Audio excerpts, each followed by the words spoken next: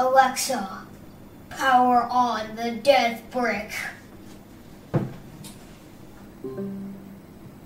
Ooh, it flickered for a second. It did it. And we got a little white line in the corner. That's actually a good sign. But, not much else. Hey, yo, YouTube. So, yeah, here's the latest project. A C128 Neo. A very beautiful board that doesn't work yet, as we just saw. But, I just got done soldering everything onto this thing. My RAM module finally showed up today. It was held up in customs for a while, and, well, I don't normally do troubleshooting videos, but we got to troubleshoot this thing and see if we can get it to go. So bear with me. Let's see. We have a scope, and our little black box in the corner is our display. Here, we will turn it on, and all we get is our little white line on the very left-hand side. And if you know anything about NTSC VICs, that's what they do when they're not doing much else.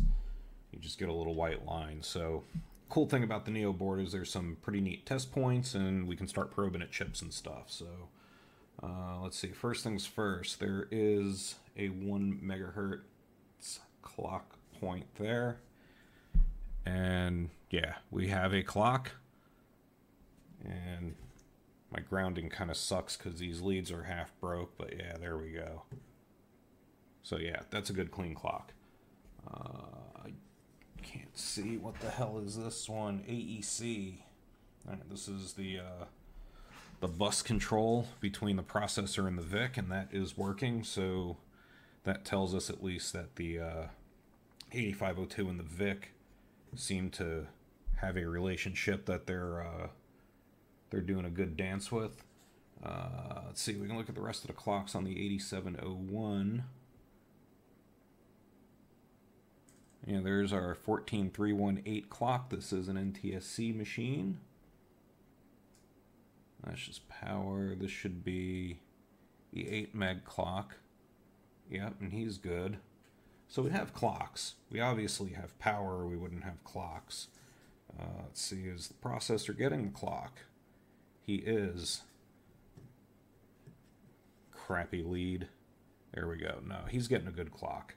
There we can look for power here. We have our 5 volts. I imagine the 9 volt is working. Here we can look at... Yeah, we have power coming out of him, and I think really all he's running is the SID anyway. Yeah, alright, we have power, we have clocks. Let's see, there's a reset test point here somewhere, I think I saw. Where'd he go? We'll go through the cool things this board has on it later. But I just want to get the damn thing booting first. There he is. Reset.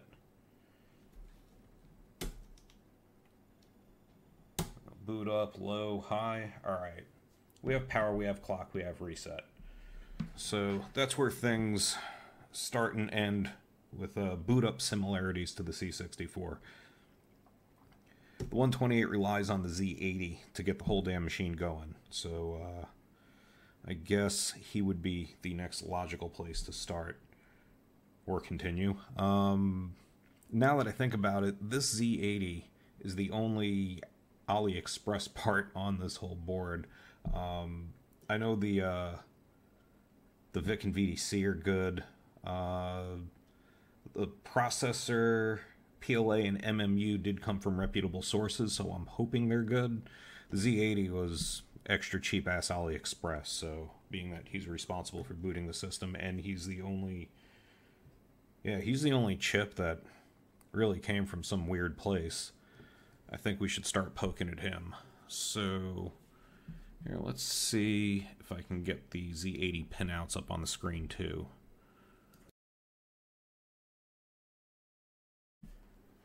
Alright, there we go. Hopefully it's not too tiny. But yeah, looking at the Z80, it's a completely different pinout from 6502s. Things are all over the place. But here we can start Pin 1 is an address line. And it's high. High. Alright, so nothing is seemingly happening on the address bus.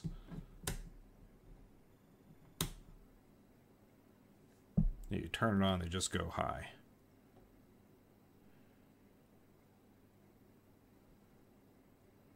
High, high, high, high, high. So this should be a clock. Yep, and that's that weird 2 meg clock you get out of these.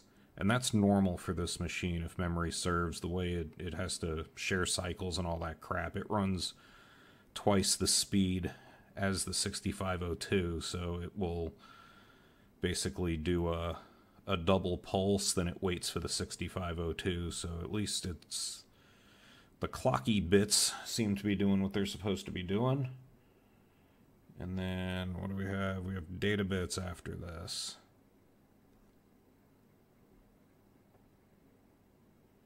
Clock. So the data bits kind of floating in the middle, and maybe that's normal, maybe that's a tri-state thing. Here, let's look at a data bit on the rest of the machine. Yeah, so that's healthy.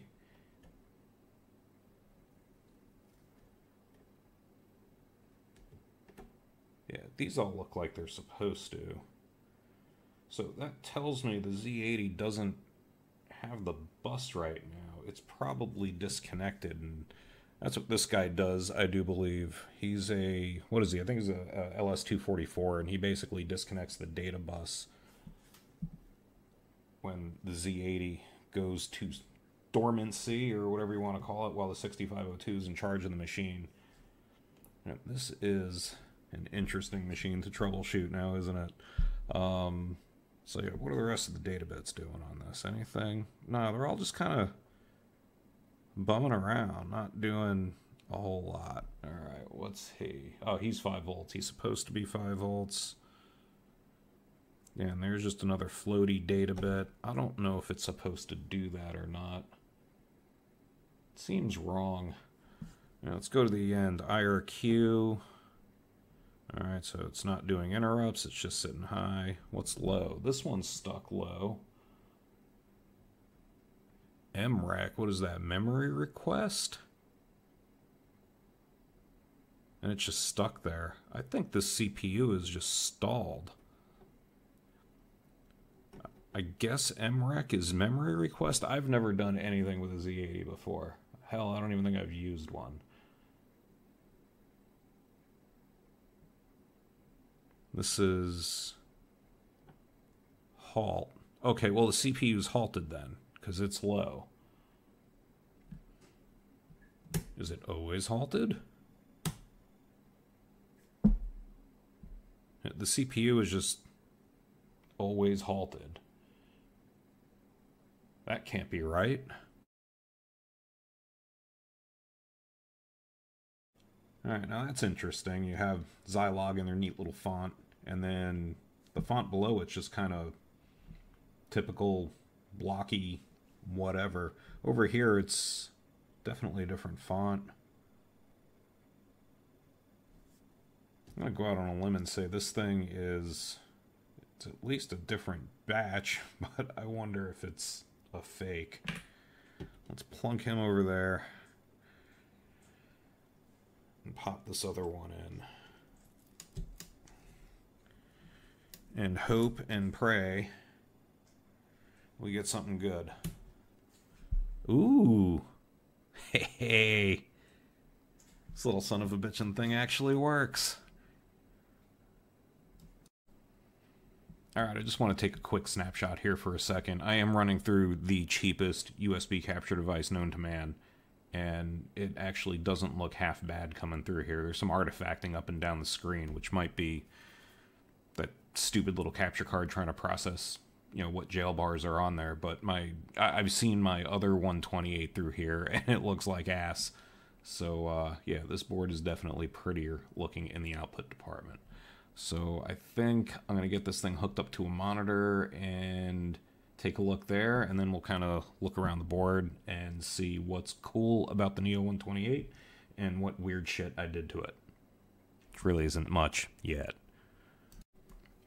You know, before we do that, I want to take a peek at a working Z80 and maybe learn something from all this. Like, what the hell does this chip actually look like on a scope when it's, you know, running and doing what it's supposed to do? So, here we go, back at pin 1. That's an address line. Here, let me move this thing out of the way. Yeah, and you actually see addresses being formed. Yeah, like the address bus should be doing shit. And it is now, so that's good. That's what? Those are all address lines. We know we had a good clock. What do the data bits look like? And the data bus is disconnected, which makes sense because we're running in 6502 mode. Alright, we can skip through the rest of the data bits. Let's look at the fun ones. This IO request. Alright, he's high now. This one is MREC.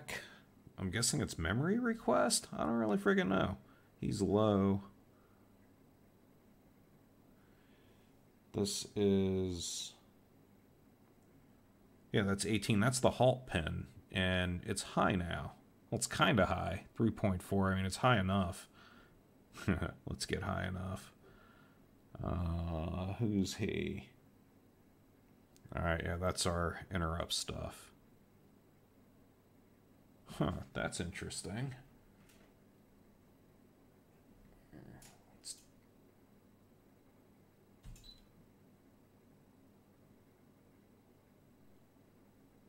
Interesting. He's 60 hertz interrupt. Is that what that is? It's that pin 16. That's an interrupt line. Huh. Wonder what the hell makes that happen. Because I have 50 hertz power here. It must be clocking off something else on the board. Because it's an NTSC machine. Maybe it's syncing 60 hertz somewhere. We'll have to learn about that someday. But yeah, no, there should be activity around here. That's a good thing. Alright, cool. Let's dig a little deeper into this board and see what makes it cool. Alright, I had to call it quits last night. I didn't realize it was after midnight. So it's the next day, we're back, and I'm on a little lunch break from work at home here, so I thought I'd shoot a little clip here. But at any rate, here's our happy board now. It's happy because it boots. We think it's pretty solid. So a few things have changed since last night. I was screwing around a little bit before I decided to shoot this. I pulled out the CIAs. They were borrowed from a 64. So they had to go back to their actual home. I'm going to grab the CIAs out of my old 128 and pop them in here. I pulled this chip out just to have a little workroom in here. And, you know, I had this adapter on a socket and everything else, and it wasn't going to clear the case. There's not a whole lot of real estate on this end. So what seems like will work, though, is one of these adapters with your, let's see if that'll focus or something. With your, normal 2.54 pin header kind of stuff, not the round pin stuff. The round pin, I don't have any around, but the round pin little insulated base here is actually a little bit deeper. So I pulled those off, put these on instead to make this as slimline as possible. I also took and moved the cap to the bottom side of the board. Honestly, you can probably live without the cap, but it fit underneath easy enough. So I'll be able to flush fit this all the way down in there with the ROM chip on top. Quick test fit seems like it still clears, so we'll pop that in a little while.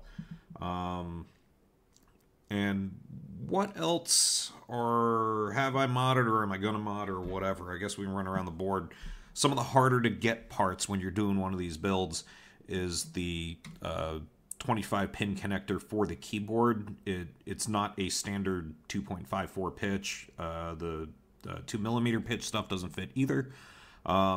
So what I did here was I took 2 pin headers at a time off of one of these headers, broke them off, soldered them in, and went just around, you know, soldering in 2 at a shot.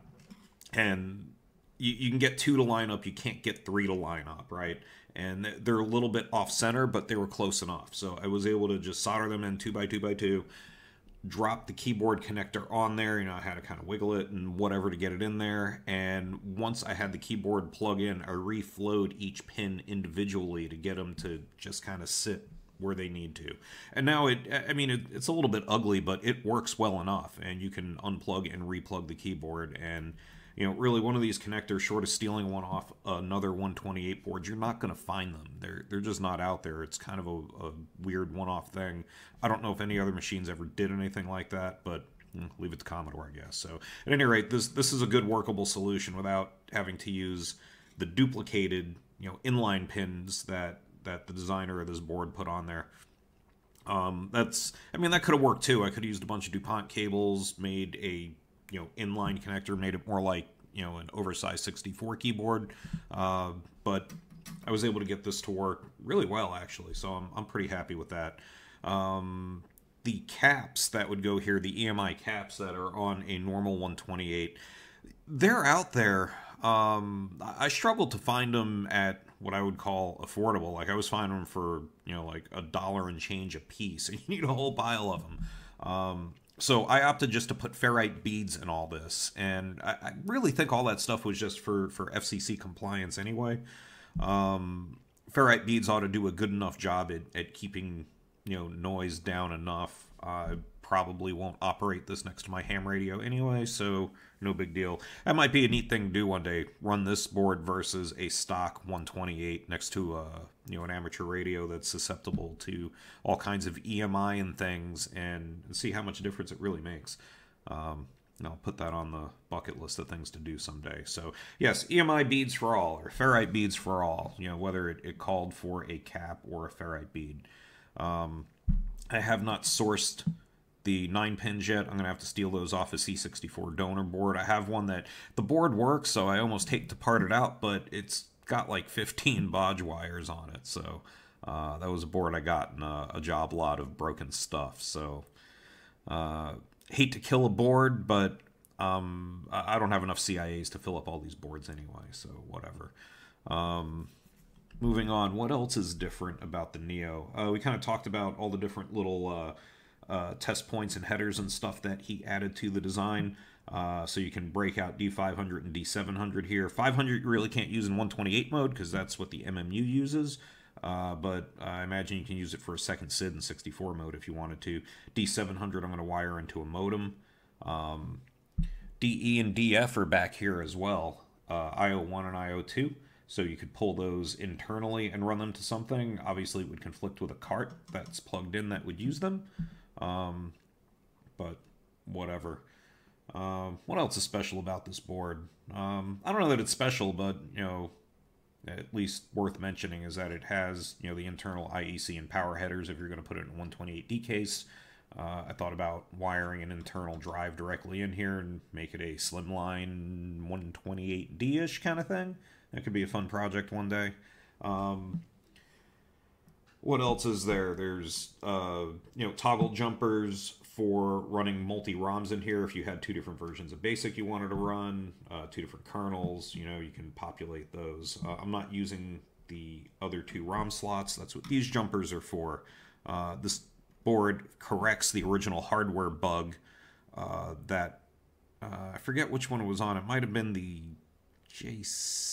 it might have been the J3 one for choosing the ROM sizes. It was one of these jumpers was basically broken on the original board. So now these work properly. So I populated these headers, put them on there, so I can use 256K ROMs instead of 128s. Has the Saruman, whatever the hell you want to call it, module here. Might put a second one in here and do a RAM expansion one day.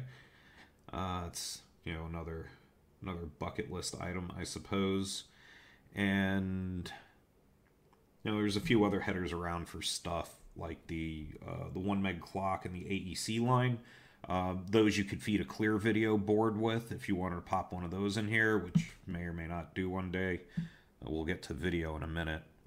Reset header we kind of played with last night a little bit, and yeah, I think that about covers most of the obvious differences. Now, the less than obvious difference is on the C128 Neo Rev 4s specifically was a beefing up of the ground plane around the chroma and luma lines that come out of the VIC and over to the modulator section. And it has a fully populated modulator section.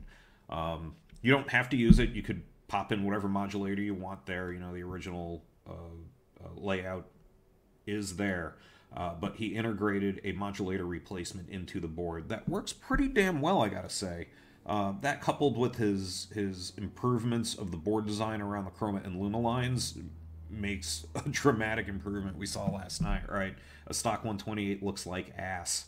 So all that to say, this modulator, I populated as the BOM intended, but we are going to make a few changes to it.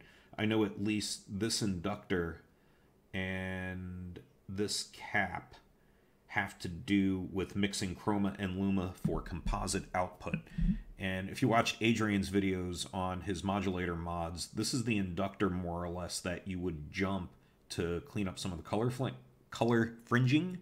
So we're going to play around in here and see what can we do to eke the best S video out of it, because I couldn't care less about composite. The only other thing I did that's a little different that I don't think is really going to make too much difference in the world is the port on the back. I used a male instead of a female for the RGB-I connection. Two reasons for that, they're both kind of silly, is one, I have an abundance of female cables around, so I thought, hey, we can put those cables to work, and I stole this off an old PCI serial card. So, you know, it was just parts I had laying around, and it just made sense to do it based on the parts I personally had on hand. You can easily buy these, they're like $5. But if you have parts laying around, no point in not using them. So I think that's about it for the overview. I'm going to, I think, finish the machine. We'll put this character ROM adapter in there, and yeah, this is just a kernel ROM adapter, I think is what it's listed as. You can switch any 8K ROM images you want with it with any kind of 27C chip, right? So we can choose from a bunch of different fonts if we want to, or whatever. I just want something that fits in there and the case will actually close. So I didn't have a spare of that chip, you know, the original MOS one. Wouldn't want to use it anyway. So anyway, all right, that's that. I'm going to stop rambling. We're going to reinstall the missing chips, install that socket, and I think next we'll start playing with the video section a bit. All right, quickie little update on our build process. This is probably more for my own note-taking, but maybe we'll splice it in there. Who knows? We have CIAs. We have a modem installed. We have our character ROM now very flush fit down to the board on the little adapter there. Clears the case. Everything looks good. This little blue wire goes underneath the board. We'll pop that out in a second to pick up the dot clock. And what else did I do up top here? Oh, we have joystick ports now. We borrowed those off another board. And hang on.